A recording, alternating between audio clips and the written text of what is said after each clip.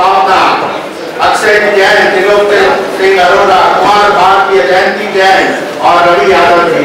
आज के मुख्य अतिथि शिवसेना के उपनेता राजकुमार की भावना। आइए साहब, अक्षय जी आइए साहब। चंदन है इस देश की माटी, चंदन है इस देश की माटी, तब वो भूमि हर ग्राम है, हर बाला देवी की प्रतिमा, हर बाला देवी की प्रतिमा, बच्चा बच्चा राम है, कृष्ण है, बच्चा बच्चा वीर है, महावीर है। हाँ सामने इधर सामने दीप प्रज्वलन का कार्यक्रम, उसमें योगदान कर रहे हैं आज के समारोह के मुख्य अतिथि शिवसेना के उपनेता श्री राजकुमार की भावना, सत्कार मूर्ति शक्ति, सत्कार मूर्ति श्री मुकेश सुंदेशा जी, दीप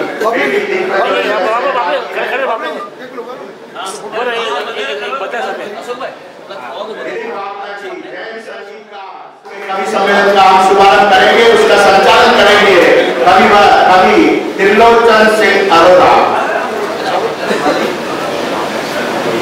कवियों से निवेदन करूंगा कि कृपया मंच पर आसन ग्रहण करें। आपकी गरिमा में उपस्थिति अक्षय जी जैन कृपया मंच पर पधारे। विनोद चौहान जी आइए साहब। दोस्तों, सबसे पहले मैं बधाई देना चाहूँगा दिनेश माली जी को। दिनेश माली जी की पुस्तक पिता की छाया, इनके लिए परछाई, माता की छाया तो पहले हमने किताब पढ़ी भी है, माता की छाया और सब माँ के बारे में बहुत कुछ लिखा गया है, लेकिन इन्होंने बड़ा एक नेक काम किया कि तो पिता के बारे में लिखा, पिता की परछाई, पिता का दर्द। पढ़ने के बाद पता चलेगा क्या है। तो बहुत हार्दिक बधाई देता हूँ आज के इस विषय के लिए। और आप सबका यहाँ पर जितने भी साहित्य प्रेमी और गुणीजन आए हैं, आप सबका मंच की तरफ से हार्दिक स्वागत है।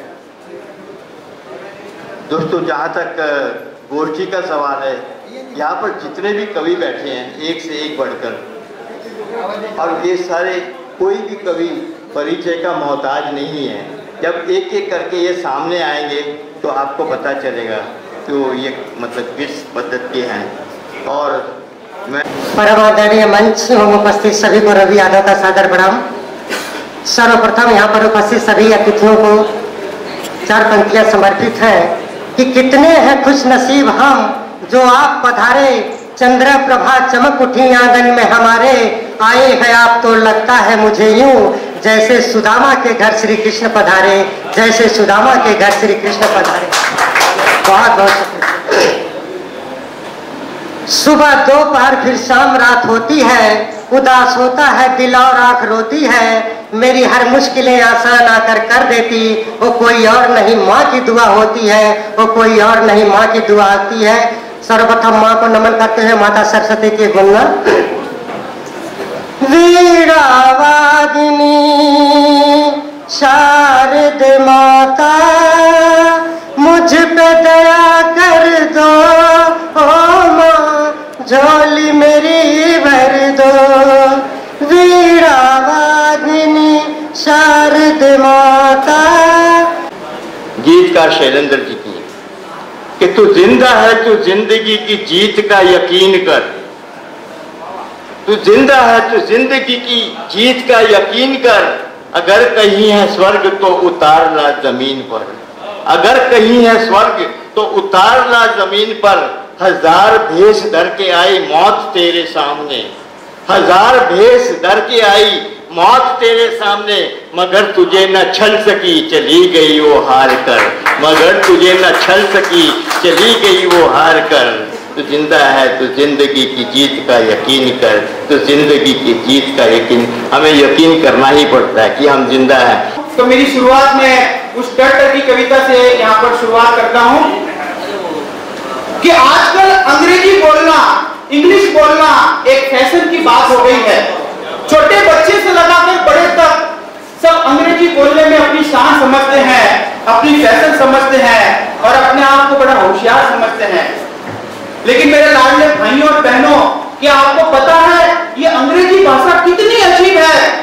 इस अंग्रेजी भाषा के बहुत सारे शब्दों के अंत में टर ये शब्द आता है।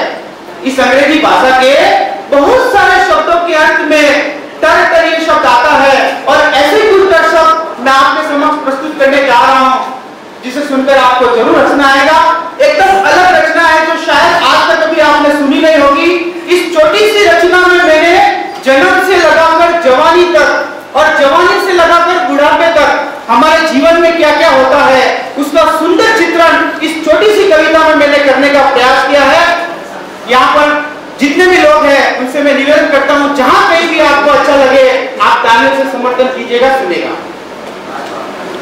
कि पैदा हुए तो मां की जगह मिला इंक्यूबेटर, जन्म से लगाकर जवानी और जवानी से लगाकर बुढ़ापे तक संपूर्ण चित्रण इस छोटी सी कविता में देखिए आप। कि पैदा हुए तो मां की जगह मिला इंक्यूबेटर, सामने थी डॉक्टर, इधर उधर थी सिस्टर, हाथों में थर्मामीटर, घर में बेबी सीटर, स्कूल में मास्टर तो क्लास में मॉनिटर और दोस्त मिला जिसका नाम था पीटर।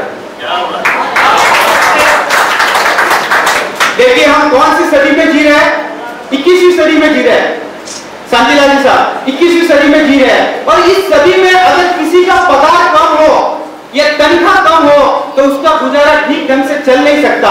और जब आप जैसे इतने प्रबुद्ध श्रोता यहाँ पर बैठे हो और इसकी छोटी सी तालियां हो तो फिर मेरा गुजारा कैसे चलेगा? एक बार मेरे भी तालियां मेरा दीजिए। कि पैदा हुए तो मां की जगह मिला इंक्यूबेटर, सामने थी डॉक्टर, इधर उधर थी सिस्टर, हाथों में थर्मामीटर, घर में बेबी सीटर, स्कूल में मास्टर तो क्लास में मॉनिटर और दोस्त मिला जिसका नाम था पीटर। सुबह है ट्यूटर तो शाम को है विजिटर, देखो तो थिएटर, सुनो तो ट्रांजिस्टर, गर्मी में रेफ्रिजरेटर तो सर्दी में हीटर, खाने को बटर तो पीने को वाटर, पानी के लिए मोटर तो बिजली के लिए मीटर, घूमने को स्कूटर तो खेतों में ट्रैक्टर, नगरों में ग्रेटर तो पहनने को स्वेटर, होटल में वेटर तो बस में कंडक्टर, दफ्तर में डायरेक्टर तो बिजनेस में प्रोप्राइटर, फिल्मों में एक्टर तो मैदान में क्रिकेटर, परीक्षा में चीटर के सिर पर इन्विजिलेटर, परीक्षा में चीटर के सिर पर इन्विजिलेटर, हमारे पास कैलकुलेटर तो टीचर के पास कंप्यूटर, पुलिस में इंस्पेक्टर, पुलिस में inspector, what is the matter? इस अंग्रेजी भाषा का भाई कौन है क्रिएटर? इस अंग्रेजी भाषा का भाई कौन है क्रिएटर? जीवन में हर जगह टर ही टर, जीवन में हर जगह टर ही टर, जीवन में हर जगह। मैं अपने आप को बड़ा भाग्यशाली समझता हूं कि जब भूख लगती है तो मां को भी कहना पड़ता है कि मुझे भोजन दीजिए, लेकिन आप जैसे प्रबुद्ध श्रोता यहाँ पर बैठे कि इस एक रचना में आप लोगों ने 3 बार मेरे लिए तालियां बजाई, बहुत बहुत धन्यवाद। मैं देख रहा हूं यहाँ पर बहुत सारी मात्रा में मेरी बहनें और माताएं भी यहाँ पर बैठी है। एक इसी से मिलती जुलती एक रचना और आपके समक्ष प्रस्तुत करता हूं। जब यहाँ पर इतने सारे प्रबुद्ध और विशिष्ट लोग बैठे हैं तो एक दहेज को मैंने बेली करने की कोशिश की है, सुनिएगा। इसी से मिलती जुलती एक रचना और आपके समक्ष प्रस्तुत करता हूं। मैं आपको दावे के साथ कहता हूं कि इस कविता को सुनने के बाद में दहेज जो भी यहाँ पर अभिशाप हो गया वो एक तरह से मिटने का काम कर सकता है, दवा के रूप में मैंने कोशिश की है। सुनिएगा कि शादी का माहौल हुआ तो भावी दामाद का प्रवेश हुआ तो झुककर ससुर जी ने पूछा, बेटा तुम्हें दहेज में क्या क्या चाहिए? ससुर जी की बात, दामाद के लिए जैसे बिन मांगी मुराद, दहेज में क्या क्या मांग लूं? सोच में पड़ गया दामाद। फिर भी फिल्मी अंदाज में दामाद ने कहा, हमें तो दहेज में कुछ नहीं चाहिए, मगर आप जिद कर ही रहे हैं तो हमें तो बस 5 टन चाहिए।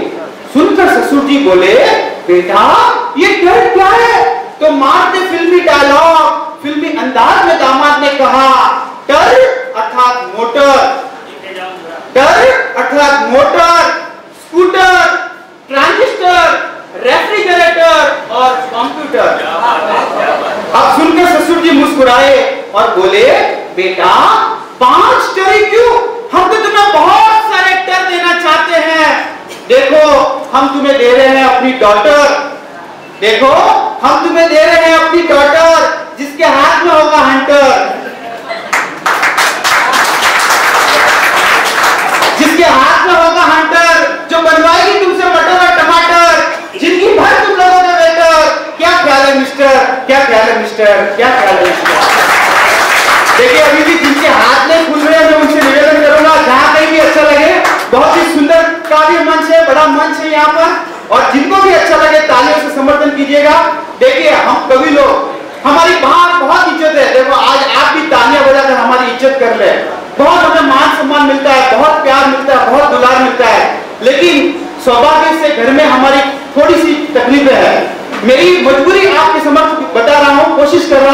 कि एक बार एक कवि, देखिए आइए भाई साहब आइए, हम थोड़े जल्दी आ गए, धन्यवाद।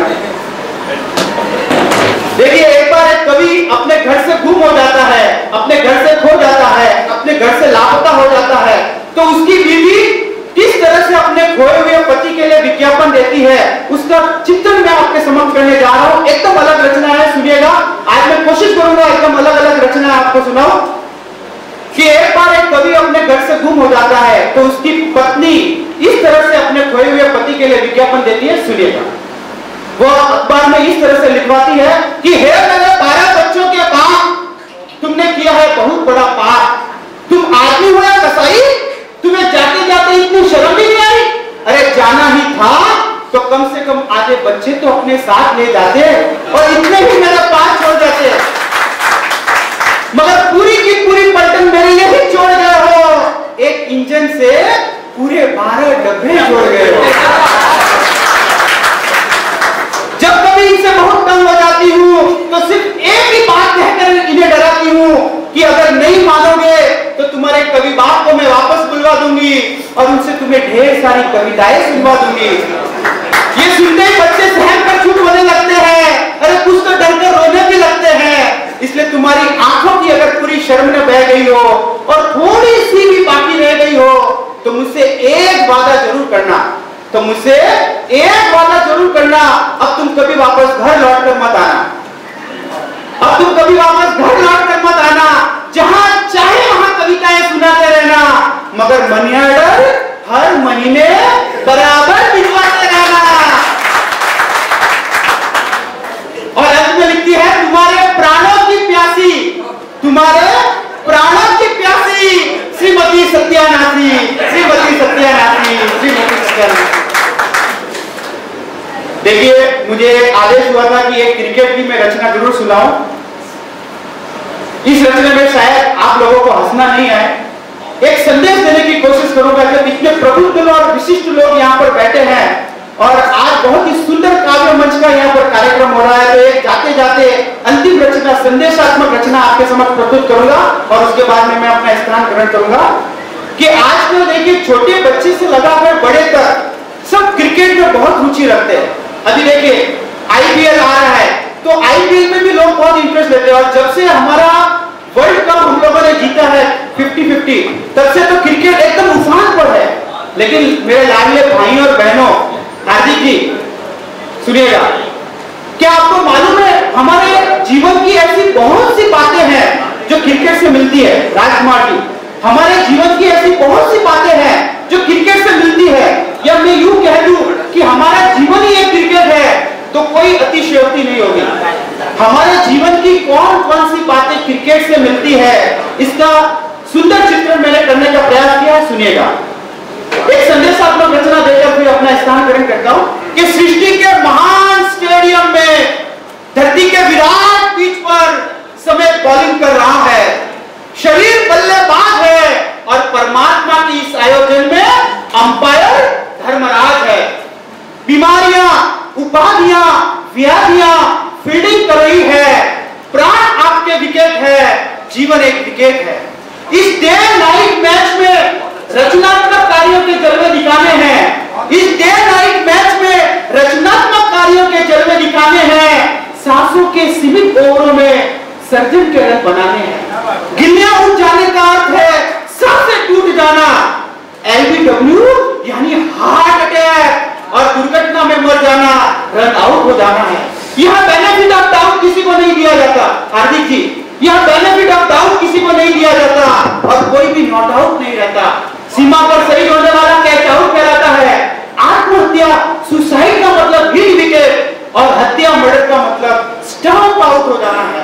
हालांकि कुछ आक्रामक खिलाड़ी जल्दी जल्दी पकड़ने लौट जाते हैं, मगर कुछ पारियां ऐसे भी खेलते हैं कि कई कीर्तिमान बना जाते हैं। अरे अपना अपना रन रेट है, जीवन एक क्रिकेट है, जीवन एक। बहुत बहुत धन्यवाद। फिर समय हुआ तो मैं जरूर आपके समक्ष कि आपको जब हबीब पाया था, आपको जब हबीब पाया था तो जमाना रकीब पाया था। आपको जब हबीब पाया था तो जमाना रकीब पाया था।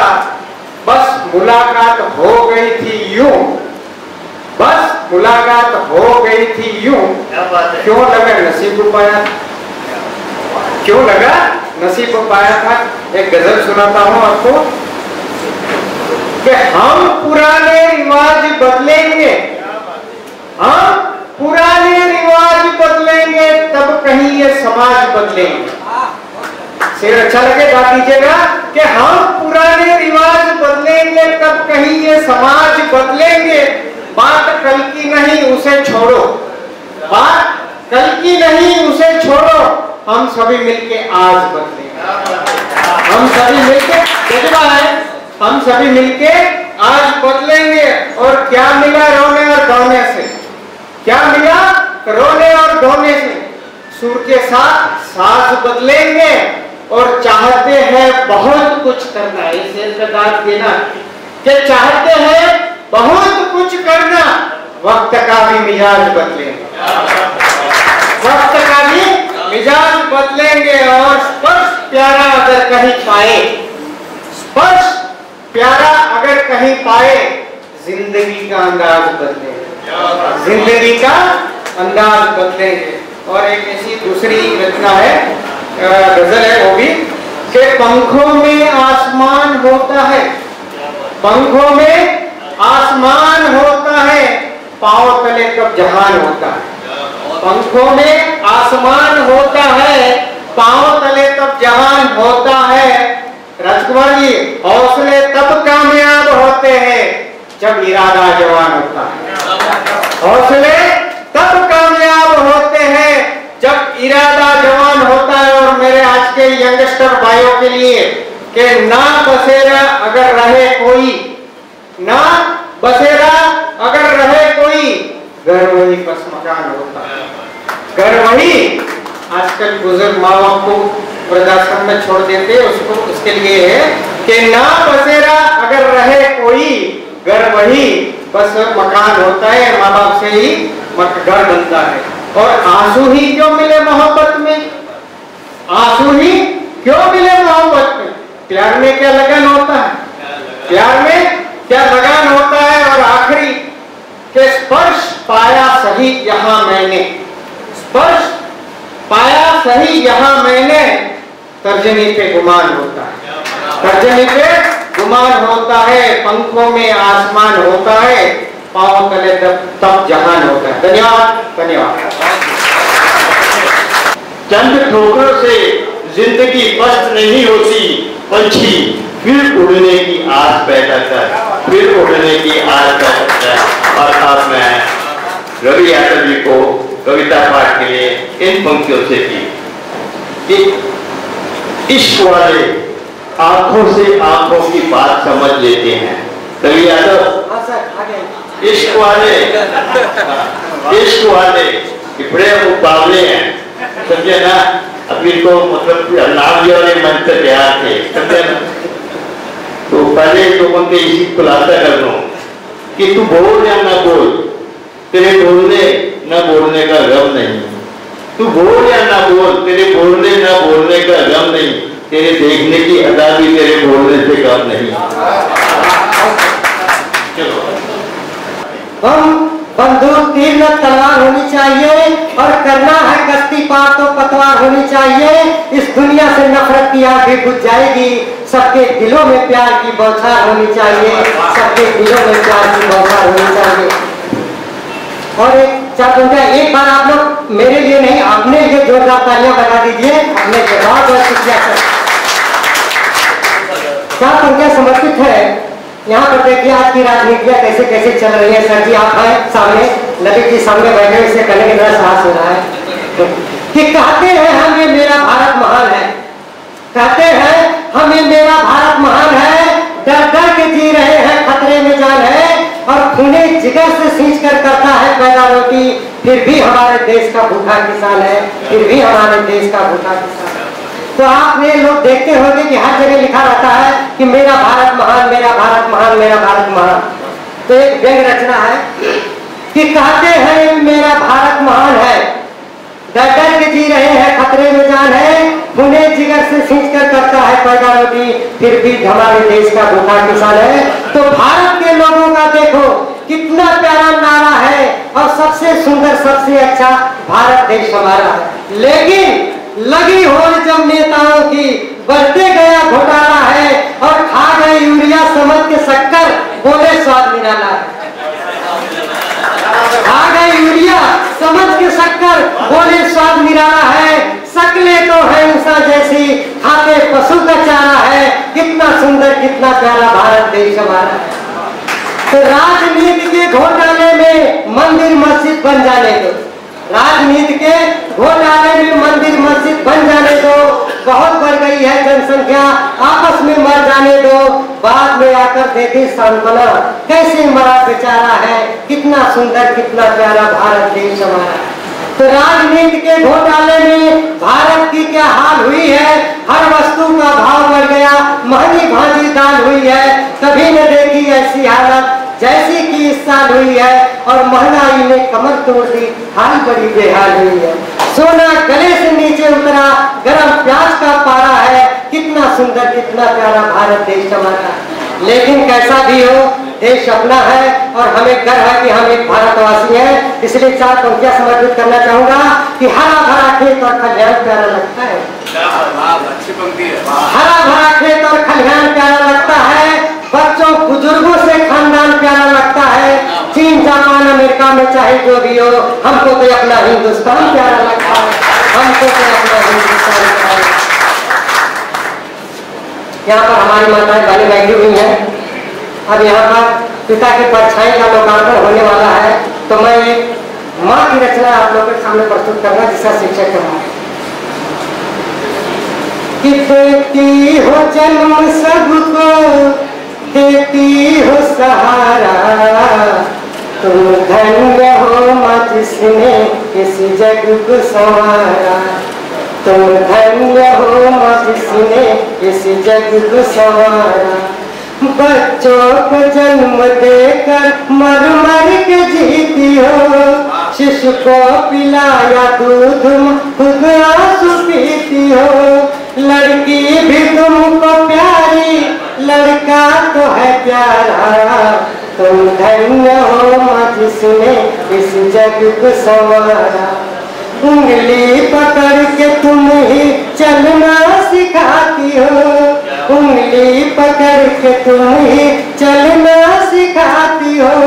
ममता भरे हाथों से खाना खिलाती हो, कहती हो बेटा फिर खा लो दोबारा। तुम धन्य हो माँ जिसने इस जग को संवारा। जीते जी कभी अपनी माँ को न भुलाना, जीते जी कभी अपनी माँ को न भुलाना। छूटे ये दुनिया सारी चाहे रूठ जमाना, माता से बढ़ के जग में कोई नहीं न्यारा। तुम धन्य हो माँ जिसने इस जग को संवारा। ईश्वर से पहले कर लो माता की बंदगी, ईश्वर से पहले कर लो माता की बंदगी। चरणों में तेरे अर्पण माँ सारी जिंदगी। तुमसे मिला ये जीवन सौभाग्य हमारा। तुम धन्य हो माँ जिसने इस जग को संवारा।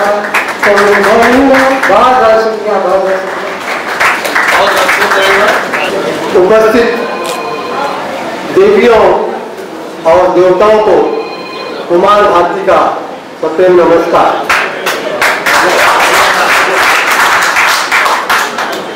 लोग मुझसे पूछते हैं आप क्या काम करते हैं, तो उनको 4 पंक्तियों में मैं इतना ही कहता हूँ कि बुझते चिरागों की रोशनी बढ़ाने का काम करता हूं मैं। बुझते चिरागों की रोशनी बढ़ाने का काम करता हूं मैं। इसी बहाने अंधेरा हटाने का काम करता हूं मैं। जिंदा होकर जो खामोश है लाखों की तरह, उनकी मायूसियां मिटाने का काम करता हूं। उनकी मायूसियां मिटाने का अपनी इन हथेलियों की हर लकीर बदल सकते हो तुम, अपने इन हथेलियों की हर लकीर बदल सकते हो तुम, अपनी ही क्या औरों की भी तकदीर बदल सकते हो तुम। तुमने अभी तक अपने आप को जाना नहीं है, जान ले तो दुनिया की तस्वीर बदल सकते हो। देखिए, जात और धर्म के नाम से जितना शोर शराबा हो, खून खराबा हो, किसी और नाम से नहीं हुआ। उस पर एक शेर है, मजहब और जात के झगड़ों में जहन्नुम बना दिया, मजहब और जात के झगड़ों में जहन्नुम बना दिया, वरना ये दुनिया हंसी जन्नत से कम न थी। पर वाले परवाज किए तो क्या किए, पंख जिनको वो उड़े तो क्या उड़े, पर वाले परवाज किए तो क्या किए, बेपर के तू परवाज करके दिखा सकता है। इंसान चाहे तो क्या कुछ नहीं कर सकता, मन चाहा हर काज करके दिखा सकता है, मन चाहा हर काज करके दिखा सकता है। देखिए, जिनको कुछ नहीं करना होता वो हजारों बहाने करते हैं, उनके लिए शेर है। जिन्हें कुछ भी करना नहीं होता वही बहाने बनाया करते हैं, जिन्हें कुछ भी करना नहीं होता वही बहाने बना करते हैं, और जिन्हें कुछ करने की चाहत है वो चांद और मंगल पे जाया करते हैं, चांद और मंगल पे जाया। आइए इन चंद शेर के बाद मैं अपने कलाम पर आता हूँ, जिसे लोग बहुत पसंद करते हैं और सुनाने के लिए कहते हैं। मेरी बात अगर मानो तुम, अपने आप को पहचानो तुम, क्या नहीं कर सकते हो तुम यहाँ, खुद भी तुम क्या हो ये जानो तुम। मेरी बात अगर मानो तुम, अपने आप को पहचानो तुम। पत्थर से बुत बना सकते हो, बंजर में फूल खिला सकते हो, पास तुम्हारे वो है ताकत, लोहे को भी चबा सकते हो, पर्वत को भी झुका सकते हो, सागर को भी सुखा सकते हो। हाथ नहीं औजार है ये तो, चमत्कार कई दिखा सकते हो। बस इतना ही करना है तुम्हें, कुछ कर जाने की ठानो तुम, क्या नहीं कर सकते हो तुम यहाँ, खुद भी तुम क्या हो ये जानो। आसमान से उड़ सकते हो, आसमान में उड़ सकते हो, पानी में तुम रह सकते हो, सर्दी गर्मी और क्या बारिश हर मौसम को सह सकते हो। चट्टानों से गुजर सकते हो, अंधकार को हर सकते हो, क्या हिमालय क्या अंटार्कटिका चांद के माथे उतर सकते हो। मुर्दों में जान फूंक सकते हो, दिल से जो चाहो इंसान हो तुम, क्या नहीं कर सकते हो तुम यहाँ, खुद भी तुम क्या हो ये जानो तुम। पानी से बिजली निकाला किसने, बिजली से क्या उजाला किसने, पलक में झपकते ओझल होते रॉकेट गगन में उछाला किसने, अणुबम एटम बम बना किसने, टीवी फोन दिखाया किसने, कंप्यूटर और क्लोन बनाकर झकझक दिलाया किसने। ये सब इंसानों ने किया है, क्या न करोगे ना जानो तुम, क्या नहीं कर सकते हो तुम यहाँ, खुद भी तुम क्या हो ये जानो। भूत नहीं भगवान नहीं है, कोई यहाँ शैतान नहीं है, इस दुनिया में तुझसे बढ़कर और कोई बलवान नहीं है। दूध में जैसे छुपा है मक्खन, ऐसे छुपा है तुझ में ये जग, तू है निर्माता निर्जग, तुझ में नव निर्माण नहीं है। अंधविश्वास की जलती क्षमा पर जलो नहीं ऐ पर मानो तुम, क्या नहीं कर सकते हो तुम यहाँ, खुद भी तुम क्या हो ये जानो।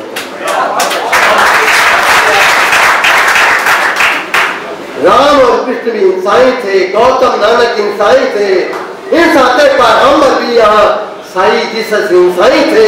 सत कर्मों से महान बन गए, गुल से वो गुलिस्तान बन गए, स्वार्थ त्याग परमार्थ अपनाकर इंसान से भगवान बन गए।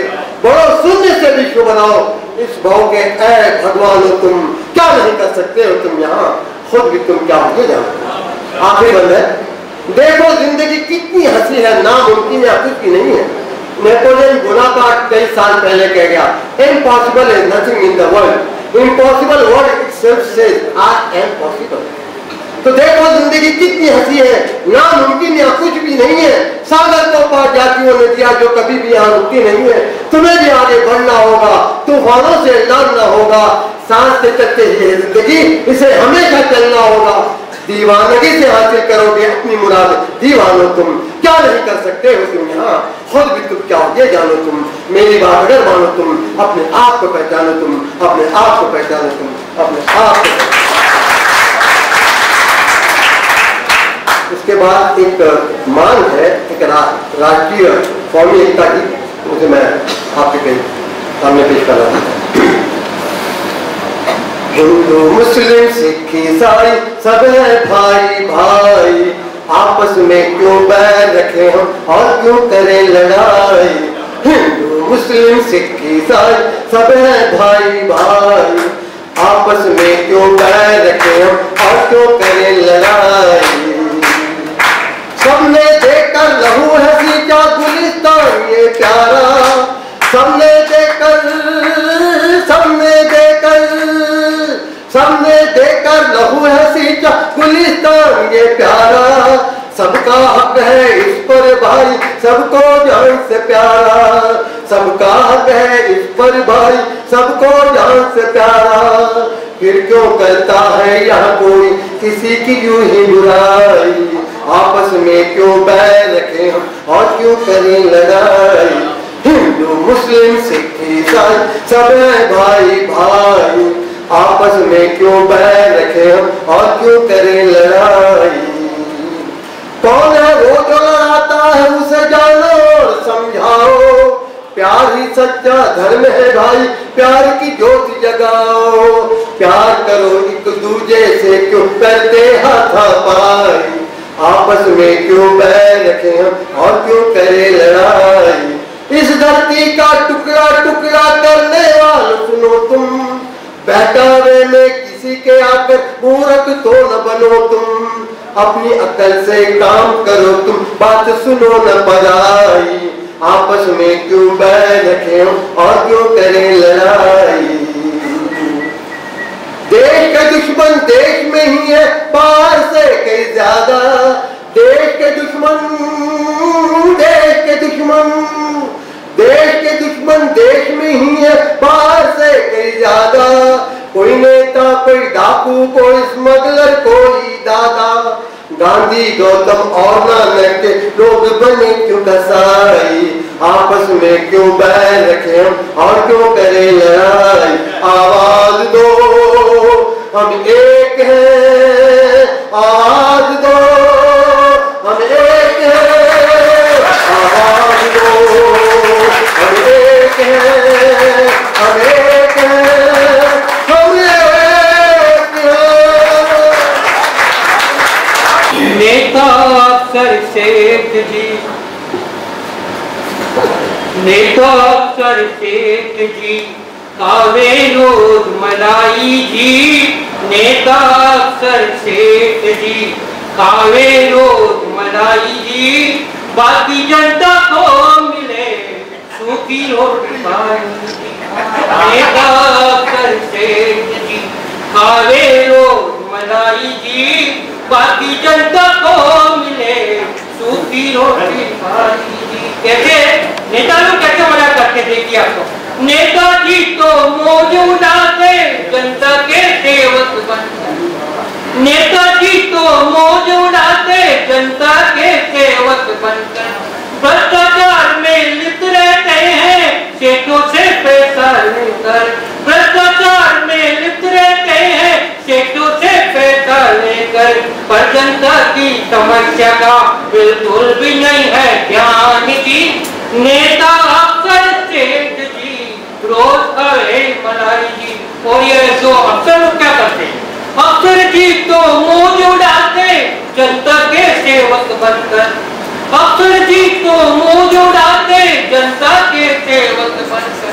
भ्रष्टाचार में लिप्त रहते हैं जनता का पैसा लेकर, भ्रष्टाचार में लिप्त रहते हैं जनता का पैसा लेकर। पर जनता की समस्या का बिल्कुल भी नहीं है ध्यान जी। नेता अफसर सेठ जी रोज का है मलाई जी। और ये व्यापारी लोग क्या करते, बड़े बड़े उद्योगपति जो भी है आप देखिए, बड़े बड़े उद्योगपति भर के करोड़ों रुपए कमाते हैं। अफसर जी, नेता अफसर सेठ लोग तो मौज उड़ाते हैं जनता का पैसा लेके। आप देखिए जितने भी शेयर बाजार में जाएंगे जनता का पैसा इनके पास कुछ नहीं, थोड़ा सा इन्वेस्ट करेंगे बाकी जनता का पैसा। सेठ लोग तो मौज उड़ाते जनता का पैसा लेकर। भ्रष्टाचार में लिप्त रहते हैं इन नेताओं से मिलकर, इन नेताओं से मिलकर। पर वर्कर की समस्या का, पर काम करने वाले वर्कर को क्या देते हैं, पर वर्कर की समस्याओं का बिल्कुल भी नहीं है ध्यान जी। नेता अफसर सेठ जी रोज खाते हैं मलाई जी। और अंत में हमारे जो राम जैसे आदमी, आप जैसे आदमी, इनके क्या हालत है ये मैंने इनको बताना चाहा कि जनता को तो मिली हुई है महंगाई बेकारी, जनता को तो मिली हुई है महंगाई बेकारी, भूखी और गरीबी से पीड़ित है भारत की जनता, भूखी और गरीबी से पीड़ित है भारत की जनता सारी, पर जनता की समस्या सुनने कोई नहीं तैयार जी। नेता अफसर सेठ जी रोज खावे मलाई। जब वतन की अस्मिता ही डोलती हो लक्ष्य होकर, शब्द शर से लक्ष्य का संधान कविता है सुनो। और क्षीर सागर के मथन से गरुड़ का प्राकट्य हो तब शिष्ट के कल्याण हित विषपान कविता है सुनो। और मानसनों से धर्म का ही जब अधर्मी गिद्ध बनकर धर्म रक्षा के स्वरों का गान कविता है सुनो। और सागरों के शांत मन में ज्वार का उन्माद भरकर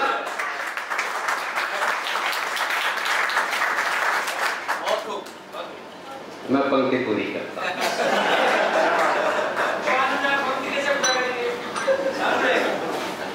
मानसनों के धर्म का ही जब अधर्मी गिद्ध बनकर धर्म रक्षा के स्वरों का गान कविता है सुनो। और सागरों के शांत मन में ज्वार का उन्माद भरकर शब्द शक्ति जागरण अभियान कविता है सुनो। शब्द शक्ति जागरण अभियान कविता है सुनो। और इसी अभिनव अभियान में मैं सनातन धर्म का प्रहरी योगेंद्र शर्मा अक्षर का अभीष्ट अनुष्ठान करता हूँ, अक्षर का अभीष्ट अनुष्ठान करता हूँ। धर्म निरपेक्ष नहीं धर्म अनुरक्त होकर, धर्म निरपेक्ष नहीं धर्म अनुरक्त होकर समस्त धर्म मजहब का अभिन्न मान सम्मान करता हूँ। राष्ट्र की चरण वंदना में अभिव्यक्ति के पुरस्ताद शब्द बुद्धि की अधिष्ठात्री का ध्यान करता हूँ। और अत्यंत अनुत्तत भाव से नतशीश होकर विद्वत मंच सहित आप सबको प्रणाम करता हूँ। विद्वत मंच सहित आप सबको प्रणाम करता हूँ। आशीर्वाद की अपेक्षा अभिलाषा में कुछ पंक्तियां आपको समर्पित करता हूँ कि मेरी कविता शब्दों का सोलह श्रृंगार नहीं है और मेरी कविता छंदों की मीठी रसधार नहीं है। मेरी कविता प्यासे भंवरों की गुंजार नहीं है और मेरी कविता सावन की मदहोश बहार नहीं है। मेरी कविता हंसी ठिठोली का व्यापार नहीं है, काव्य वंश की मर्यादा का कारोबार नहीं है। मेरी कविता सामंतों का बंधनहार नहीं है और हंस वेश में जिस्म फरोशी का दरबार नहीं है। मेरी कविता ओज बड़ी भाषा के द्वार खड़ी है, भूषण दिनकर की ड्योढ़ी पर पहरेदार खड़ी है। मेरी कविता भूषण दिनकर की ड्योढ़ी पर पहरेदार खड़ी है। मेरी कविता समझौतों की शर्तों से इनकार करेगी, अवरोधों की चट्टानों से टकराकर टंकार करेगी। मेरी कविता खुददारी से युद्धों को स्वीकार करेगी, कुरुक्षेत्र में कौरव दल का कुल संहार करेगी। मेरी कविता भ्रष्ट व्यवस्था का प्रतिकार करेगी और मेरी कविता भारत माँ की जय जयकार करेगी। मेरी कविता भारत माँ की जय जयकार करेगी। पिछले एक वर्ष में मेरी आवाज कम कर दी क्या? मैं अपने आप कर दूं। मेरी आवाज थोड़ी कमजोर है, थोड़ा सा ठीक कर दे थोड़ी आवाज। पिछले एक वर्ष में जितने मंच मैंने पढ़े होंगे मुझे याद नहीं आता इन पंक्तियों पर जितना आशीर्वाद मुझे आज इस मंच पर प्राप्त हुआ है उतना आशीर्वाद मुझे आज तक किसी मंच पर प्राप्त हुआ। मेरी कविता वीर शहीदों का बलिदान कहेगी, भारत माता के अंतस का स्वाभिमान कहेगी, विश्व गुरु के सिंहासन का गौरव गान कहेगी और वंदे मातरम के अर्थों में अभ्युत्थान कहेगी। मेरी कविता वंदे मातरम के अर्थों में अभ्युत्थान कहेगी। मेरी कविता भोले शंकर का विस्तार कहेगी, सागर तट पर कुपित राम का संधान कहेगी, कुरुक्षेत्र के मध्य पाठ से गीता ज्ञान कहेगी और शब्द शब्द में मेरी कविता हिंदुस्तान कहेगी। शब्द शब्द में मेरी कविता, शब्द शब्द में मेरी कविता हिंदुस्तान कहेगी। कुछ पंक्तियां और निवेदन करता हूँ। जब तक मुंबई आता हूँ, मेरे एक मित्र और हमारे भीलवाड़ा के हमारे बड़े भाई हुआ करते थे, श्याम ज्वालामुखी। मैं उनको बहुत याद किया करता हूँ। हम दोनों एक ही गुरु के शिष्य हैं। आदरणीय सुरोलिया जी मुझे कहते हैं कि मुंबई जाते हो कभी श्याम ज्वालामुखी को याद करते हो कि नहीं? श्याम ज्वालामुखी यहाँ मुंबई का एक बम धमाका हुआ था मीरा रोड पर। आतंकवादियों का हमला था, उसमें शहीद हो गए। वो भीलवाड़ा के हुआ करते थे। श्याम ज्वालामुखी हास्य के व्यंग्य के बड़े अच्छे कवि, बड़े मंच के कवि थे। मैं उन्हें जरूर याद करता हूँ और श्रद्धांजलि स्वरूप उन्हें 2 पंक्तियां जरूर समर्पित करता हूँ। ये हमला क्यों हो गया मुझे ध्यान में आता है। अफजल उस समय फांसी का इंतजार कर रहा था। देश में न जाने किस प्रकार के स्वर गूंजा करते थे कि अफजल को माफी दे दी जानी चाहिए। पता नहीं किस किस तरह की बातें हुआ करती थी। वो संसद पर हमले का आरोपी अफजल जेल में था जब वो बम धमाका हुआ। मैं 2 पंक्तियां पढ़ता हूं, तेवर देखना चाहता हूं। या मात्र शक्ति भी विराजमान है, मैं आपको भी प्रणाम करता हूं कि अगर सियासी रंग न होता संविधान की वर्दी पर, अगर सियासी रंग न होता संविधान की वर्दी पर, तो आतंकी घटनाओं को कोई नादान नहीं करता और सही वक्त पर सरेआम अफजल को फांसी दी होती तो मुंबई पर हमले की हिम्मत पाकिस्तान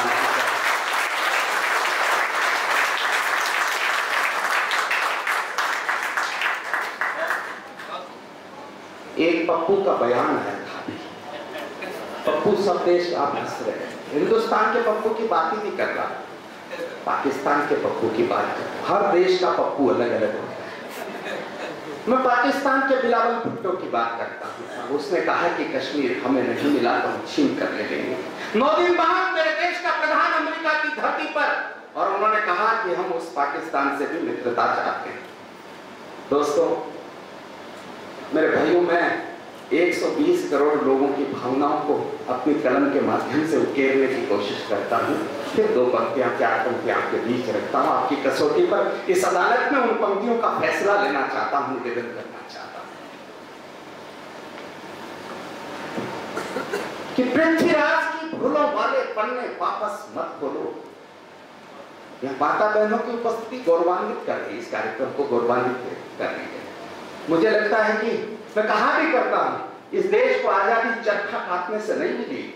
इस देश को आजादी भगत सिंह, राजगुरु, सुखदेव की शहादत से भी नहीं मिली। नहीं मिली, उनकी शहादत से भी आजादी नहीं मिली। इस राष्ट्र को आजादी मिली तो उन माताओं की वजह से मिली जिन्होंने ऐसे पूर्व पैदा करके इस भौतिक तब कहना चाहता हूं कि पृथ्वीराज की भूलों वाले हमने गलतियां की, गलतियों का बड़ा इतिहास लेकर बैठे हैं। हमने 92,000 सैनिकों को माफ कर दिया कि घर चले जाओ। हमने कारगिल में घुसने की मोहलत दी होगी और 3 दिन की फिर मोहलत दी कि वापस घर चले जाओ। हम विजय दिवस मनाते, पता नहीं क्यों मनाते। 527 सैनिकों ने बलिदान दिया, 527 सैनिक शहीद हो गए करगिल के युद्ध में। हम विजय दिवस मनाते। मैं पंक्तियां पढ़ता हूं, तेवर देखना चाहता हूं, मुझे आशीर्वाद मिलेगा। मैं आगे कविता पाठ की हिम्मत देता हूं, निवेदन करता हूं। पृथ्वीराज की भूलों वाले पन्ने वापस मत खोलो। पृथ्वीराज की भूलों वाले पन्ने वापस मत खोलो। शूल बिछे आंगन में हरगिज अंधे होकर मत डरो। अरे धूल चटा लो चित्तों को जो घर में घुसकर घात करे और चीख काट लो कुत्तों की जो कश्मीर की बात करे। चीख काट लो कुत्तों की। मुझे लगता है हिंदुस्तान में कुछ भी नहीं बदला। एक मुख्यमंत्री हुआ करता था, वो कहता था कि अफजल की फांसी हुई तो कश्मीर का गुस्सा बढ़ेगा। तमाम देश के तमाम चैनल्स और बड़े अखबारों ने फ्रंट पेज पर खबर छापी। अभी एक नए मुख्यमंत्री आए हैं, वो कहते हैं कि पाकिस्तान की मेहरबानी से, आतंकवादियों की कृपा से हमारे लोकतंत्र में चुनाव हो गए। मुझे लगता है कुछ बदला नहीं। मैं फिर पंक्तियां पढ़ता हूं। उसने यह भी कहा कि हम अफजल के अवशेष कश्मीर लेकर आएंगे। मैं पंक्तियां पढ़ता हूं। एक कथा आपने सुनी होगी, शिशुपाल की माँ ने कृष्ण से ये वरदान ले लिया, वचन ले लिया, मेरा बेटा उद्दंड है, 99 गालियां देने तक इसको माफ कर देगा। शिशुपाल की माँ ने कृष्ण से वचन ले लिया था, लेकिन घटना घटित हुई और शिशुपाल का वध कृष्ण को करना पड़ा। वहां से अपनी बात शुरू करता हूं कि 100वीं गाली देकर उसने पापों का घट भर डाला और चक्र सुदर्शन उठा, कृष्ण ने शिशुपाल वध कर डाला। सत्ता का इंसाफ तराजू मध्य हवा में डोल गया, गद्दारों के मंसूबों से लहू हमारा खोल गया। एक सपोला शिव शंकर के बाहुबल पर तोड़ रहा, एक सपोला शिव शंकर के बाहुबल पर तोड़ रहा। अरे कश्मीर का मुख्यमंत्री भाषा कैसी बोल रहा, अफसर से अवशेष मानकर देशद्रोह की बात करे। आशीर्वाद की पंक्तियां पढ़ता हूं, अफसर के अवशेष मानकर देशद्रोह की बात करे। अरे भारत के गद्दार वही जो भारत मां पर घात करे और आस्तीन में सांप मारना अब हमको स्वीकार नहीं और हिंदुस्तान में गद्दारों को जीने का अधिकार नहीं।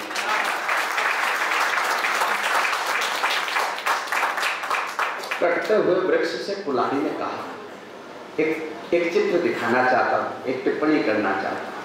कटते हुए वृक्ष से कुल्हाड़ी ने कहा, हिंदुस्तान की तस्वीर देखने की कोशिश कीजिएगा। कटते हुए वृक्ष से कुल्हाड़ी ने कहा, वृक्ष तुम्हारी तो नियति ही कटना है, फिर मैं जब तुम्हें काट रही हूं तो तुम्हें इतना दर्द क्यों हो रहा है? वृक्ष का जवाब सुनिएगा।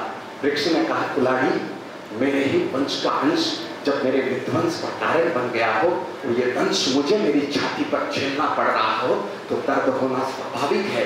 ये जो हत्या तुम्हारा साथ दे रहा है, ये मेरे कुल की, मेरे वंश की औलाद है। अगर ये तुम्हारा साथ नहीं देता तो शायद तुम मुझे काट नहीं पाती। दहशतगर्दों की फांसी में देशद्रोह के फल कुचले, लेकिन इन घटनाओं पर भी गद्दारों के मन मचले। गद्दारों के बहने वाले आंसू तो घड़ियाली हैं, देश विभाजन के मंसूबे महज पुलाव खियाली हैं। जो लोग दरिंदों की फांसी को नाजायज बतलाते हैं, गीदड़ भभकी दे भारत के वीरों को धमकाते हैं, उनका पारा आसमान में चढ़ता है तो चढ़ जाए, उनका पारा आसमान में चढ़ता है तो चढ़ जाए।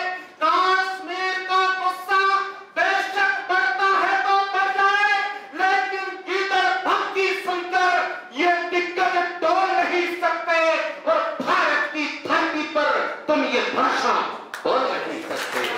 भारत की धरती पर, भारत की धरती पर मुझे लगता है प्रबुद्ध लोग यहाँ पर विराजमान है। मैं भीड़ की कविता आपको सुनाने लगा। मैं एक प्रबुद्ध कविता आपके बीच रखता हूँ।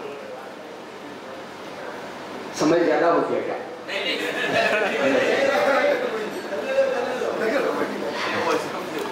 तो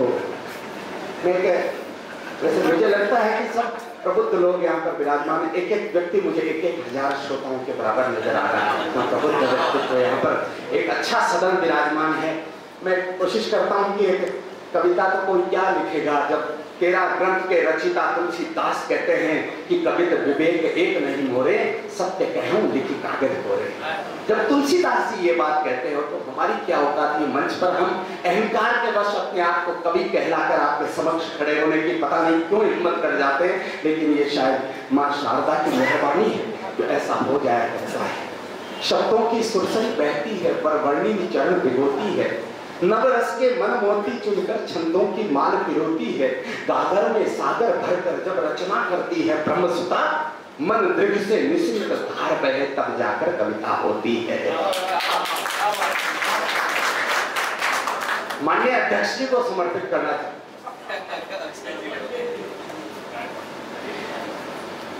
दो बड़े लोग जब देशभक्ति की बातों के बीच में बात करेंगे तो फिर इस देश पे कोई बड़ा संकट आ सकता है।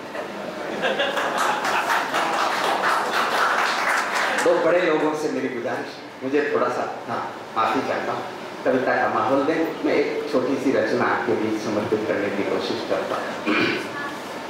मेरे मित्र लोग कहते हैं मैं राजस्थान से आता हूँ। उदयपुर में एक स्थान है जिसका नाम चेतक सर्कल कहा जाता है। महाराणा प्रताप का एक अश्व हुआ करता था जिसका नाम चेतक। पैसा भारत विकास परिषद से हमारे बीच में विराजमान, मैं आपका कार्यकर्ता हूँ इस नाते। मैं भी थोड़े दिन पहले अंधेरी में कार्यक्रम जेबी नगर भारत विकास परिषद के कार्यक्रम में मैं आकर गया था, वो दिनेश मेरे साथ में थे, हाजिर हुआ था। मैं आपका कार्यकर्ता हूँ, मुझे महाराणा प्रताप शाखा का दायित्व भी है, मेरे उपाध्यक्ष का दायित्व भी निर्वहन करना।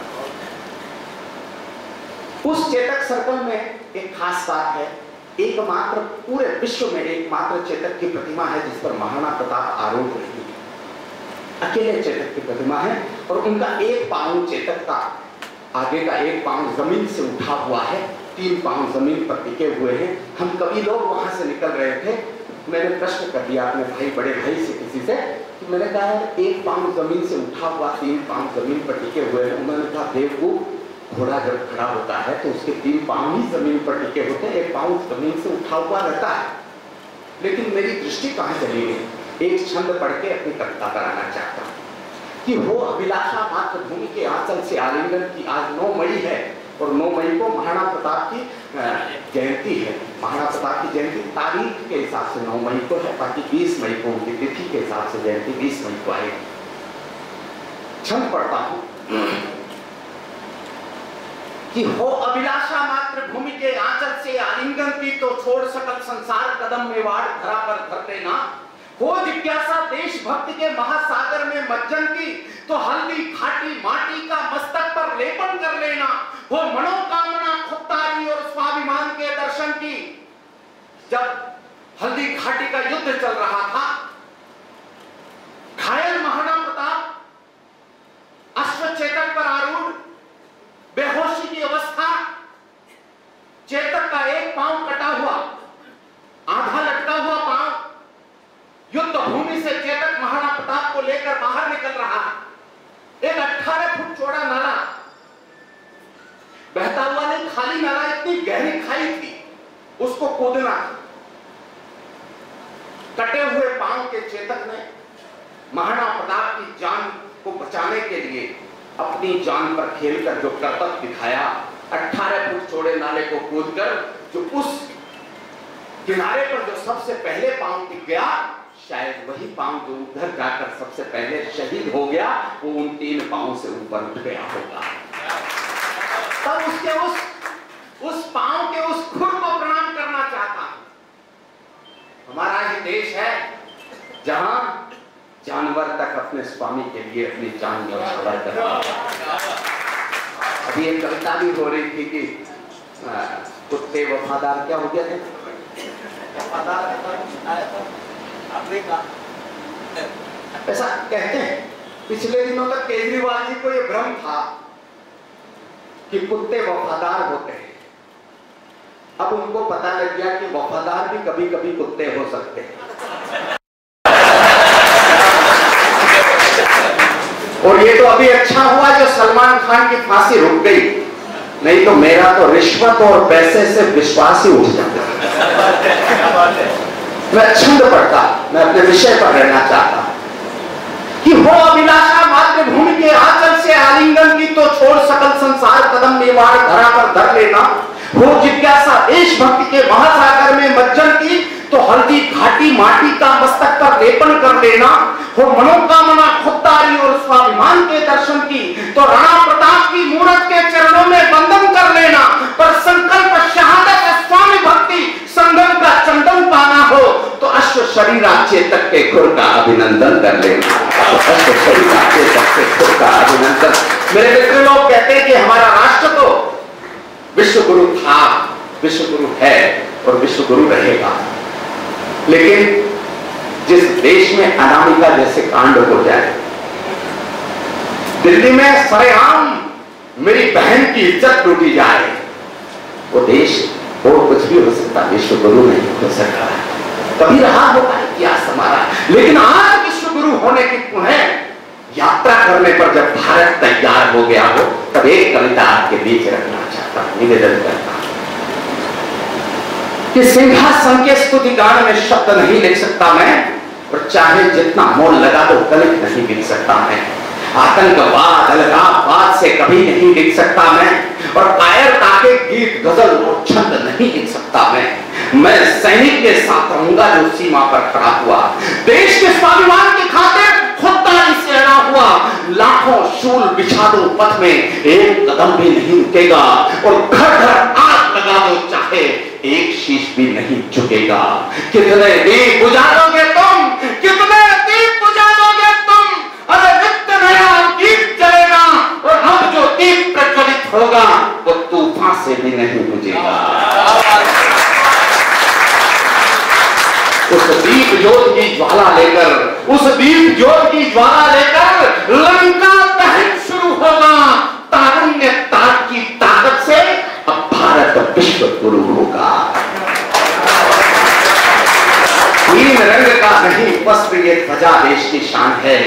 पिछले दिनों मुझे कश्मीर एक कार्यक्रम का संचालन करने के लिए जाना पड़ा। जो आयोजक थे मैंने कहा अच्छी कोई जगह हो, शाम के 4:30 बज गए, हमें कोई जगह हो अच्छी तो यहाँ दर्शन करवा दीजिए। उन्होंने सोचा किसी मंदिर जाना चाहते हैं। उन्होंने कहा मैं एक ड्राइवर को साथ कर देता हूँ, आपको यहाँ शंकराचार्य का डल लेक के किनारे पे बहुत अच्छा मंदिर आपको दर्शन कराना है। इम्तियाज ने ड्राइवर को साथ कर दिया। हम 5 बजे लगभग डल लेक के किनारे पहुंचे। वहां पर जो सुरक्षा कर्मी थे उन्होंने कहा 5 बजे बाद ऊपर जाने की इजाजत नहीं, आपको सुबह 6 बजे वापस दर्शन के लिए आना पड़ेगा। मैंने इम्तियाज को कहा, मैंने कहा इम्तियाज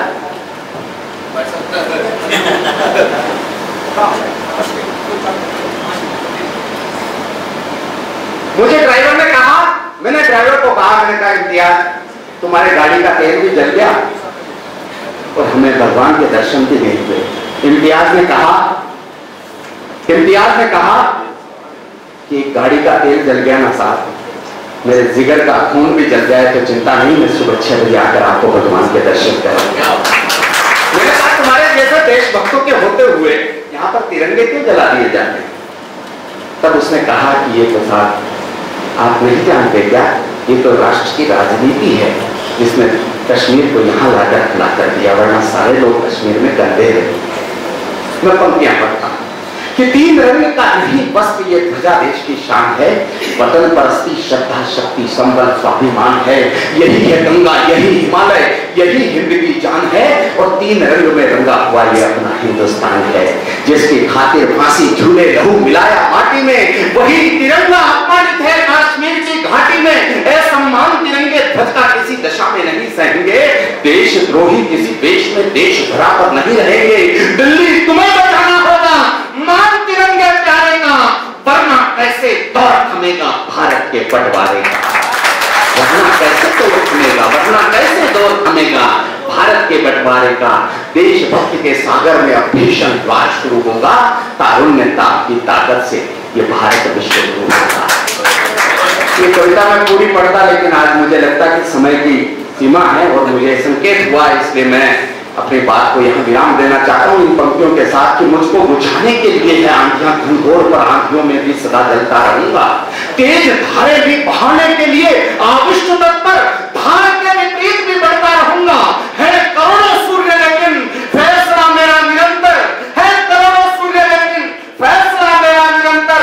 दीप हूँ आलोक का संकल्प लेकर, मैं तमस्ती बस्तियों की छातियों पर पांव धरकर अंधकारों से सदा लड़ता रहूंगा, अंधकारों से सदा लड़ता रहूंगा। बहुत बहुत धन्यवाद योगेंद्र जी, बहुत ही सुंदर कविता पाठ आपने की। देखिए बहुत ही सुंदर संचालन हमारे त्रिलोचन सिंह जी अरोड़ा कर रहे हैं, सफलतापूर्वक कर रहे हैं, कामयाबी पूर्वक कर रहे हैं। तो हमारा भी ये फर्ज बनता है, हमारा भी ये कर्तव्य बनता है कि हम भी उनकी कविताओं को सुने। तो मैं उनसे निवेदन करूंगा कि वो आए और अपना काव्य पाठ से आप सबको मोहित करे। कि आदमी को उसके लालच और अहंकार ने खाया है, आदमी को उसके लालच और अहंकार ने खाया है, वरना खुदा ने आदमी को बड़े प्यार से बनाया है। खुदा ने आदमी को, और कभी लोग खुदा को भी नहीं छोड़ते, कि खुदा को क्या सूझी, क्यों इश्क बनाया। खुदा को क्या सूझी, क्यों इश्क बनाया, दिल लगाने दिल वो कहां से लाया। खुदा को क्या सूझी, क्यों इश्क बनाया, दिल लगाने दिल वो कहां से लाया। प्यार में दर्द है वो जान गया होगा, प्यार में दर्द है वो जान गया होगा, शायद इसलिए इश्क में अश्क मिलाया, इश्क में अश्क मिलाया, इश्क में अश्क मिलाया। और एक माँ को 4 पंक्तियां पढ़ के मैं अभी कि माँ से बढ़कर दुनिया में नहीं कोई नसीहत, माँ से बढ़कर दुनिया में नहीं कोई वसीयत, माँ से बढ़कर दुनिया में नहीं कोई नजराना। माँ की आंखों में ना बेटा आंसू लाना, माँ की आंखों में ना बेटा आंसू लाना। मैं रिश्तों की बात करने जा रहा हूं कि रिश्ते कल क्या थे और रिश्ते आज क्या हैं। याद चाहूंगा, रिश्ते कल क्या थे और रिश्ते आज क्या हैं। कि नाम के रिश्ते किस काम के रिश्ते, नाम के रिश्ते किस काम के रिश्ते। कुछ टूट गए, कुछ रूठ गए, वो सुबह के रिश्ते, वो शाम के रिश्ते। रिश्ते अब रिश्ते नहीं रहे, जमकर हुए बदनाम रिश्ते। रिश्ते अब रिश्ते नहीं रहे, जमकर हुए बदनाम रिश्ते। भाई बहन में प्यार था, मैं था कह रहा हूं, भाई बहन में प्यार था, बड़ों का सत्कार था। किन गलियों में ढूंढूं मैं, किन गलियों में ढूंढूं मैं हुए जो गुमनाम रिश्ते। रिश्ते अब रिश्ते नहीं रहे, जमकर हुए बदनाम रिश्ते। पूत पिता से कड़वा बोले, बंटवारे की तुला में तोले। पूत पिता से कड़वा बोले, बंटवारे की तुला में तोले। अब बचे हैं बीच हमारे बस केवल स्वार्थ के रिश्ते। अब बचे हैं बीच हमारे बस केवल स्वार्थ के रिश्ते और खून के रिश्ते। कट गई जैसे पतंग उड़ते उड़ते, जिंदगी की डोर से कट गए रिश्ते। जिंदगी की डोर से कट गए रिश्ते। मत समझो ये आंसू है मेरे, मत समझो ये आंसू है मेरे, ये तो है रिश्ते रिश्ते। पर मैं सुनाने आया था कहानी अपनी, उसकी कहानी सुन मैं अपनी भूल गया। मैं सुनाने आया था कहानी अपनी, उसकी कहानी सुन मैं अपनी भूल गया। कहानी कहानी में अंतर महज इतना, एक शब्द का अंतर और कहानी बदल गई। एक शब्द का अंतर, लेकिन नई चीज दे रहा हूं आपको। कहानी कहानी में अंतर महज इतना, मैं कहता आंसू भी हैं, मैं कहता आंसू भी हैं, वो कहती आंसू भी हैं। मैं कहता आंसू भी हैं, वो कहती आंसू ही हैं। मेरी भी पर उसकी ही ने ऐसा प्रहार किया, ऐसा वार किया कि अब साहस नहीं होता कुछ अपनी सुनाने का। अब साहस नहीं होता कुछ अपनी सुनाने का। अब तो आदत पड़ चुकी है उसकी कहानी सुनने की। अब तो आदत पड़ चुकी है उसकी कहानी सुनने की। एक लाइन का क्लाइमेक्स देखिए साहब, या यूं समझ लो, या यूं समझ लो, अब तो उसकी मेरी उसकी एक ही कहानी है, एक ही कहानी है। फूल लिखना कि पान लिखना, गेहूं लिखना कि धान लिखना। फूल लिखना कि पान लिखना, गेहूं लिखना कि धान लिखना। वेद लिखना, पुराण लिखना, ग्रंथ लिखना, पुराण लिखना। कि फूल लिखना कि पान लिखना, गेहूं लिखना कि धान लिखना। वेद लिखना, पुराण लिखना, ग्रंथ लिखना, पुराण लिखना। कागज पे चाहे जो भी लिखना, दिल पे मगर हिंदुस्तान लिखना।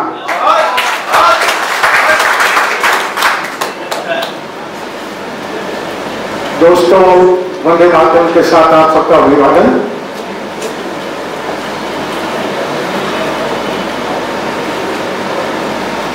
जब दिनेशन वाली का फोन मेरे पास आया कि भाई साहब आपको आशीर्वाद देने आना है, तो मैं ये सोचता था कि एक गोरे आदमी को दुनिया की कोई ताकत आशीर्वाद देने से नहीं रोक सकती। बुढ़ापे के बहुत सारे फायदे हैं। एक SMS मेरे पास आया कि शराब बेचने वाले को कहीं नहीं जाना पड़ता, लेकिन दूध बेचने वाले को गली गली घूमना पड़ता है। मुझे लगता है कि दिनेशन माली जो है उस दूध बेचने वाले से ज्यादा नसीब वाले हैं। अगर इतना बड़ा हुजूम उनकी हौसला अफजाई के लिए आया है, उनकी पुस्तक के लोकार्पण के लिए आया है, तो वे दोस्तों की शुभकामनाओं के हकदार हैं।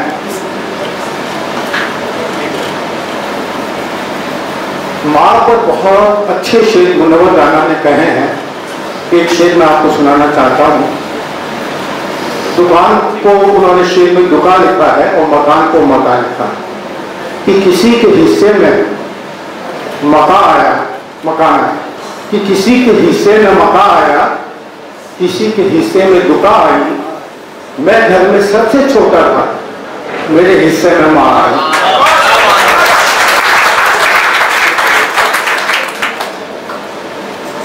लेकिन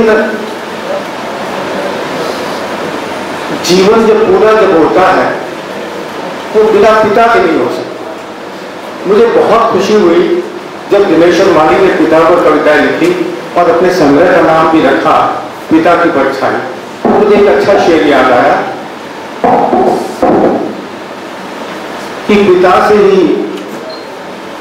ही बच्चों के ढेर सारे सपने हैं, पिता से ही बाजार के सारे खिलौने हैं। तो दोस्तों, ये दुनिया अगर माँ के बिना खत्म नहीं हो सकती तो पिता के बिना भी पूरी नहीं हो सकती। मैं ज्यादा समय नहीं लूंगा, कुछ अपनी रचनाएं आपको सुना दूं। एक 4 पंक्तियां हैं कि जनता को वनवास मिला है, गद्दारों को राज मिला, कि जनता को वनवास मिला है, गद्दारों को राज मिला है। रोटी महंगी, जहर है सस्ता, ये कैसा स्वराज मिला है, ये कैसा स्वराज है। आज एक और बड़ा चर्चित विषय है पीस। उस वक्त मैंने 4 लाइनें बहुत सालों पहले लिखी कि अपने रीति रिवाजों पर जिसको कोई अभिमान नहीं, कि अपने रीति रिवाजों पर जिसको कोई अभिमान नहीं, और जहां गाय करती लाखों में वो मेरा हिंदुस्तान नहीं, वो मेरा हिंदुस्तान। यहाँ मेरी कुछ बहनें बैठी हुई हैं, तो जैसा कि मैंने कहा कि माँ और पिता दोनों हमारे जीवन के पूरक है। मेरे गीतों की एक सीडी आता, वैसे बता दूं मैं आपको कि मैं स्वदेशी आंदोलन चलाता हूँ पिछले 15-20 सालों से, और गीतों की एक सीडी भी आई है। उसमें एक गीत है घर पर। माँ और पिता का जो पड़ाव है या उसका जो अर्थ है, उसकी जो सार्थकता है, वो घर है, परिवार है। तो उसके एक या 2 पद मैं खासतौर से अपनी बहनों के लिए यहाँ प्रस्तुत करूंगा। जिस घर में मिट्टी मुल्तानी और जिस घर में मटके का पानी, कि जिस घर में मिट्टी मुल्तानी, जिस घर में मटके का पानी,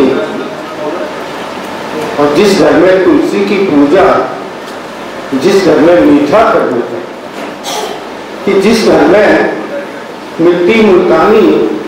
आपको शायद मालूम होगा कि हमारी जितने भी फिल्म एक्ट्रेसेस हैं वो स्टिकी मुल्तानी मिट्टी का ही उपयोग करती है, किसी साबुन का नहीं करती। कि जिस घर में मिट्टी मुल्तानी और जिस घर में मटके का पानी, और जिस घर में तुलसी की पूजा, जिस घर में मीठा खरबूजा, और जिस घर में दादी के किस्से, उस घर के ना कोई हिस्से, उस घर के ना कोई हिस्से। और घर से बड़ा न कोई मंदिर, घर से बड़ा न कोई मंदिर, तीर्थ ऐसा ना कोई, कि घर से बड़ा न कोई मंदिर और तीर्थ ऐसा ना कोई दूजा। जाप करो तुम लाख हजारों, घर से बड़ी न कोई पूजा। जाप करो तुम लाख हजारों, घर से बड़ी न कोई पूजा। और एक दूसरा बताओ आपको सुना दो कि जिस घर में सुनने की आदत, थोड़ा सा आपको ध्यान चाहूंगा कि जिस घर में सुनने की आदत और जिस घर में सहने की ताकत, कि जिस घर में सुनने की आदत और जिस घर में सहने की ताकत, और जिस घर में नेटवर्क का डेरा, जिस घर में पंछी का फेरा, और जिस घर में गीता रामायण, उस घर भर से नकद नारायण, उस घर भर से नकद नारायण, और घर से बड़ी न कोई पूजा, तीरथ ऐसा ना तू। और जिस घर में मेहमान नवाजी, कि जिस घर में मेहमान नवाजी, जिस घर में काका काकी थी, हमारे राजस्थान अभी भी अंकल आंटी नहीं कहते, काको साहब काकी साहब कहते हैं, कि जिस घर में मेहमान नवाजी। मैं तो बचपन में था तो मुझे याद आता था, तो एक दिन ऐसा चला जाता था तो मेरी माँ कहती थी कि मेरी माँ मेरे पिता से कहती थी मेरा नाम लेकर कि आज कोई मेहमान नहीं आया, और आज अगर आपके घर में मेहमान आया जाए तो आपके मन में सवाल होते हैं कि आया क्यों आया। कि जिस घर में मेहमान नवाजी और जिस घर में काका काकी जी,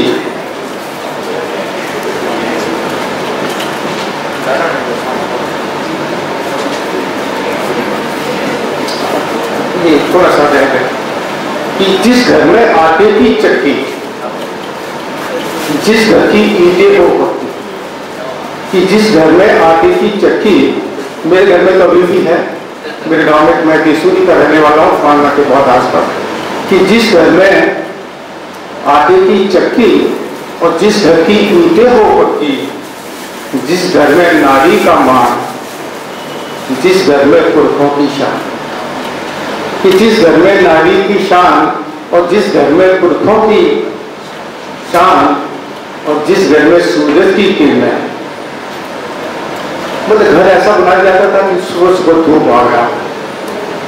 अब आजकल विटामिन डी की गोलियां हमको खानी पड़ती है, तो घर का वो कंस्ट्रक्शन ऐसा होता था कि पूरे में हमारा दरवाजा हो ताकि सूरज उगे तो धूप हमारे घर में आए।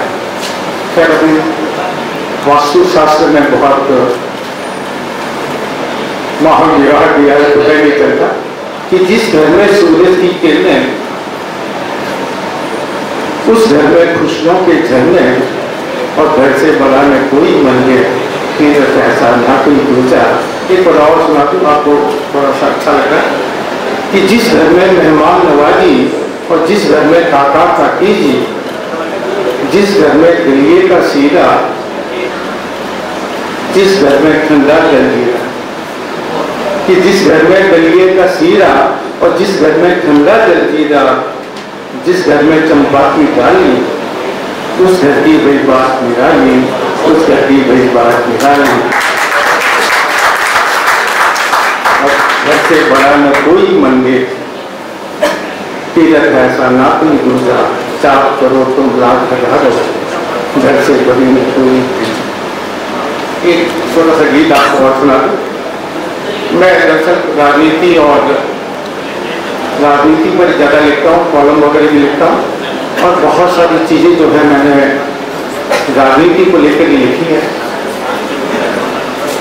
कि नहीं लिखा तकदीर में तेरे एक वक्त का खाना, कि नहीं लिखा तकदीर में तेरे एक वक्त का खाना जी, राजा चुनकर तुम्हें न भेजा, तुम्हें भरोहर जाना। कि राजा चुनकर तुम्हें न भेजा और तुम्हें भरोहर जाना जी, रोजी रोटी बिजली पानी इनका नहीं ठिकाना। कि रोजी रोटी बिजली पानी इनका नहीं ठिकाना जी, अपनी जेबें हरदम खाली, उनके पास खजाना जी, उनके पास खजाना जी। और इसकी 4 लाइनें और सुन लीजिए कि राह शहीदों ने बतलाई, कि राह शहीदों ने बतलाई, उसी राह पर जाना था। जो राह शहीदों ने बतलाई उसी राह पर जाना थी, जिस मिट्टी में जन्म लिया है उसका कर्ज चुकाना थी।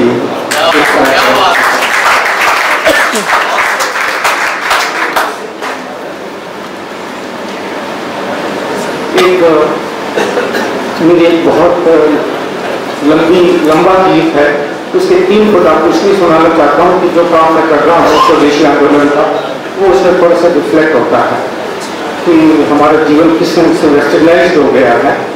अब वो थोड़ा सा आपको उसकी झलक मिले कि गला हमारा गाना उनका।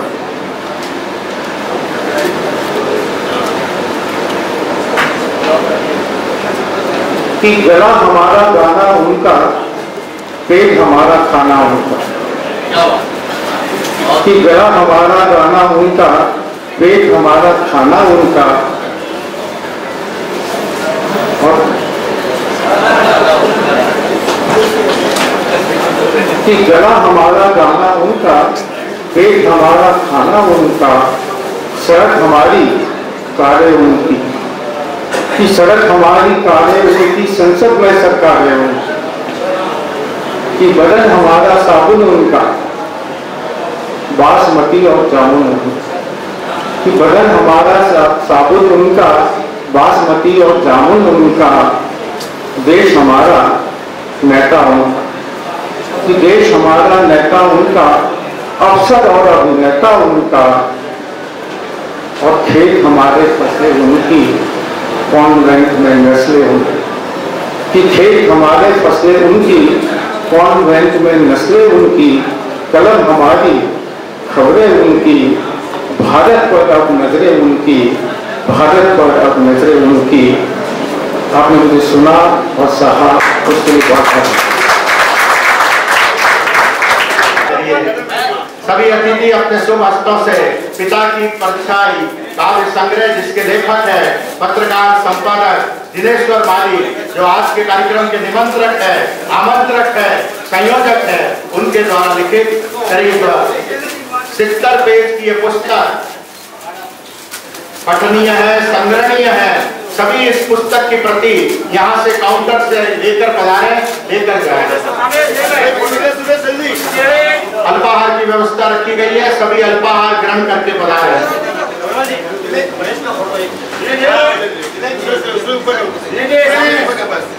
ग्रुप फोटो और लोकार्पण का यह यादगार कार्यक्रम जोरदार तालियों की गूंज से आप सभी इस पलों के साक्षी बनिए।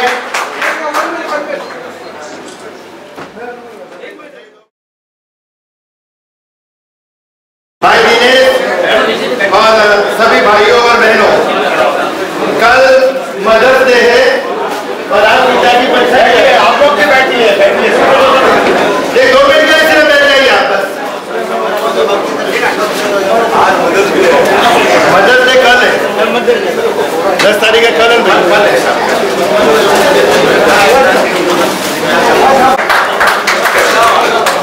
तो आज पिता की परछाई जो वो भाई दिनेश्वर माली ने लिखी है, मैं all India Jain journalist association की तरफ से भाई दिनेश्वर माली को बहुत बहुत हार्दिक बधाई देता हूँ। और आज इतना अच्छा आज के इस पुस्तक दिवस विमोचन कार्यक्रम में के ऊपर बुलाया गया, उसके लिए बहुत बहुत धन्यवाद दिनेश्वर जी का। पिता की परछाई इस पुस्तक का आज विमोचन हुआ है। यहाँ उपस्थित हमारे मुंबई महानगर पालिका के कॉर्पोरेटर श्री शांतिलाल जी जोशी, मनु भाई अभी अभी गए हैं यहाँ से, आयोजन के अध्यक्ष हार्दिक जी हुडिया, ललित जी भावना, ललित जी शक्ति, प्रवीण अंधारा जी, मुकेश सुदेशा जी, नरसिम्हा जी और यहाँ उपस्थित सारे महानुभाव। माता पर अक्सर लिखा जाता है, पिता पर बहुत कम लोग लिखते हैं। विडंबना है, लेकिन फिर भी गीत भी बनते हैं तो माता की है, माँ तेरी सूरत से अलग भगवान की सूरत क्या होगी, ये गाना बनता है। पिता के बारे में काफी कम कहा गया, इसलिए पिता की परछाई के बारे में जो पुस्तक लिखी दिनेश जी ने, मैं आपको इसके लिए बहुत बहुत बधाई देता हूँ और आशा करता हूँ कि आपकी ये पुस्तक जो है काफी ज्यादा बिकेगी, ज्यादा से ज्यादा लोगों तक पहुंचेगी और ये जो भावना जो है पिता के बारे में, ये ज्यादा से ज्यादा लोगों तक पहुंचेगी। चूंकि कई बातें हैं, लोग थोड़े अभी काफी घर पर चले गए अपने डिनर के लिए। मैंने ये पुस्तक जल्दबाजी में पढ़ने की कोशिश की तो कुछ पंक्तियां जो है दिनेश जी की ही लिखी हुई है। मैं सबसे पहले शुरुआत उन्हीं से करूंगा, मुझे काफी अच्छी लगी। जल्दबाजी में मेरे सामने जो आई कुछ लाइनें और मेरे ख्याल से उन्होंने बहुत अच्छी तरह से अपनी भावनाओं की अभिव्यक्ति की है। तो और उस कविता का नाम इन्होंने दिया है पिता सच्चा प्यार है। तो ये सचमुच समझने की बात है कि पुरुष को, खास करके बेटियों की बात बाद में करूंगा, पुरुष को पिता की अहमियत तब पता चलती है जब वो खुद पिता बन जाता है। जब तक खुद पिता नहीं बनते तो पिता हर उम्र में अलग अलग नजरिए से देखते हैं। छोटे होते हैं तो पिता ये सबसे बड़ी इंस्पिरेशन होता है। जब धीरे धीरे बड़े होते हैं, कॉलेज में जाते हैं तो पिता जो है रिजर्व माइंड बन जाता है। धरती है, सपनों का आकाश है पिता। पिता कलम है, शब्द है, जीवन की पुस्तक है पिता। दिल के दरवाजे पर खुशियों की दस्तक है पिता। पिता जंग है, जंग है और जिंदगी है पिता। पिता सेवा संस्कार है, संयम है, सादगी है पिता। पिता उम्मीद है, मानवता का मंदिर है पिता। पिता धर्म है, भगवान की सच्ची तस्वीर है पिता। पिता यज्ञ हवन है, जीवन की सच्ची शक्ति है पिता। पिता पिता गीता रामायण है, भगवान की भक्ति है पिता। बहुत ही अच्छे सुंदर शब्दों में पिता के बारे में इन्होंने कहा, इसलिए मैं बहुत बहुत बधाई देता हूँ दिनेश जी को। और पूरी पुस्तक तो अभी पढ़ी नहीं, और मेरे ख्याल से इसी तरीके की और भी आपकी कविताएं होंगी अंदर, और इसी तरीके से